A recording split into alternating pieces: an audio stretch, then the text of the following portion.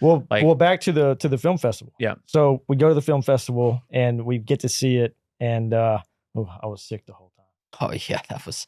Hey, DJ was a trooper. I mean, he was fighting through an illness the entire time, and just like couldn't speak. Like his throat was so messed up, he couldn't speak, and he would just sleep the entire time until it was time to go and do something to promote the film or whatever it may be, and then he would just muster up whatever energy he had to go. We were doing interviews, we were doing podcasts, we were doing the screening itself, the red carpet walks, photo shoots, all this stuff.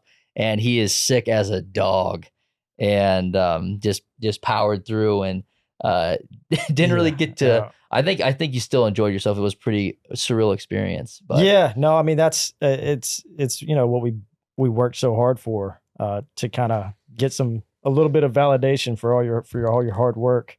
So I wasn't gonna miss it for anything. It was just okay. This is where I am. I feel like shit, but this is gonna happen. I might not be able to party with everybody else, but I can at least show up for the film and talk about it. But so you partied the first night. Yeah, I did party the first night, which is a mistake. It was a mistake. So real quick on that. So one of the things that actually I think this is Britain and probably where one of the things I love about Atomic athlete. Great gym, best gym in Austin. I think it's the best gym in Austin. We got a south location, Atomic Athlete HQ, and a north location over by the Domain, Atomic Outpost. Yeah. So one of the things I love about Joel trains there, DJ trains there, I coach there. Best gym in Austin. We're gonna just Google best gym in Austin. You'll find it. That's actually kind of true. One of the things I love about Atomic is we talk about fitness, but we talk about mental fitness and the idea that like you're gonna go through it and you just got to do whatever it takes to accomplish whatever task is at hand. And one of the things that I see a lot of, I've seen this a bunch where people like go take on these big challenges that it's like, okay, you've never done it before. It seems impossible, whatever. And then they get to a point and they're looking for like an off ramp and stuff always comes up. And then they're like, well, this thing happened. So I just stopped. And what's funny is like, there's always a reason for people to take that. And I see it all the time whenever people take on these like big, crazy challenges. But like one of the things about doing those really hard things is you just have to deal with it. Yeah. And you have to just go do it anyways. And so like when you're like, the deadline for the film festivals moved up or whatever, you got to fish the editor. You're like, I'm just going to miss 2 races, I guess, right. Like you do that. And then it's the last month and a half, I didn't work. I wasn't able to make money. Yeah. And we had not enough money to pay me. Yeah. So it was like, it doesn't matter. I'm just gonna have to suck it up. Yeah. And make this happen. Cause we didn't come this far to stop now. It's like you're digging in a cave for diamonds and you can dig and never find them. But if you stop now, you're never going to find them. Yeah. That one more hit could be the diamond that you're looking for. And it was like that throughout the whole journey. We're in Finland and we're all on fumes. We're all worn out. We're not making any money. We're just spending a bunch of money. We're like, what are we doing? We haven't seen a product yet. Yeah. And and you start waking up early in the morning. I'm like, you know what?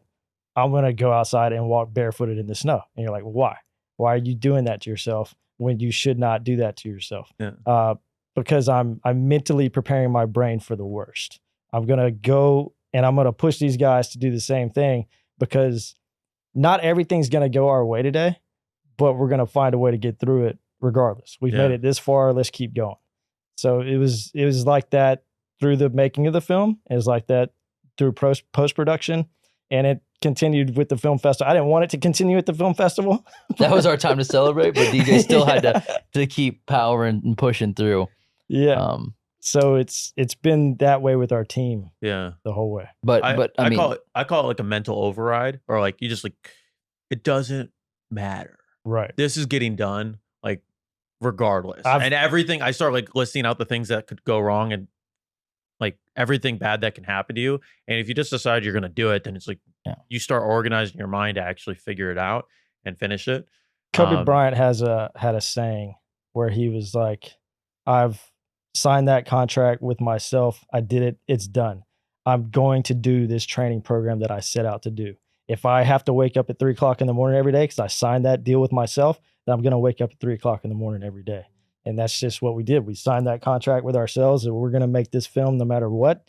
And we did it. Yeah. And that's, I mean, when it comes to doing hard stuff, I always tell myself, like you have a fucking choice.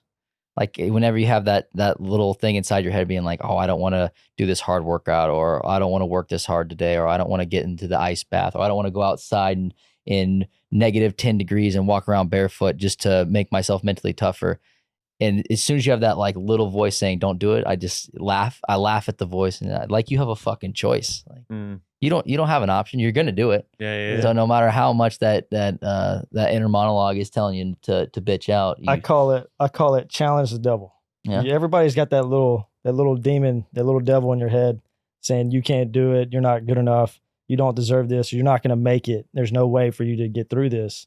And every time I hear that voice, it's like, nah, dude. Yeah, not today, homie. Your inner bitch, as Joe Rogan says. Yeah. Or David Goggins. One of those guys. Goggins, one of those guys always says your inner bitch. But I always feel like just Coach Todd just yelling at you. Yeah.